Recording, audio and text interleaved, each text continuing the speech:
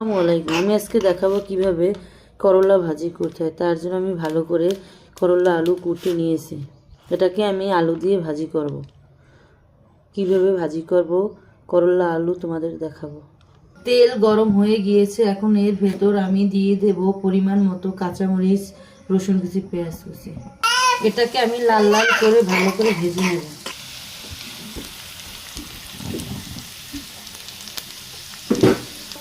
এর ভেতর আমি আলু করলা দিয়ে দেব।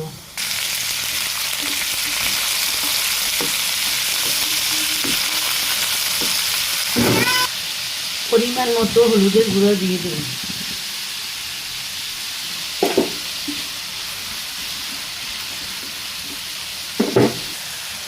লবণ দিয়ে দেবো পরিমাণ মতো। 2 মিনিটের জন্য ঢাকনা দিয়ে ঢেকে রাখবো সিদ্ধ হওয়ার জন্য। এর ভেতর আমি পরিমাণ মতো ধনেপাতা কুচি দিয়ে দেব।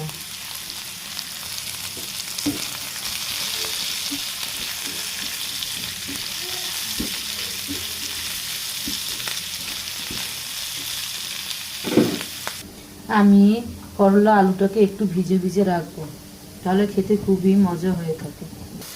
ভাজি রান্না শেষ, এখন এটাকে আমি নামিয়ে নেব। আপনারাও বাসায় এভাবে আলু করলা ভাজি করে খাবেন, এটা খেতে খুবই মজা হয়ে থাকে। আমার রান্না ভালো লাগলে তাহলে লাইক কমেন্ট শেয়ার করে দিবেন এবং চ্যানেলটাকে সাবস্ক্রাইব করুন। আসসালামু আলাইকুম।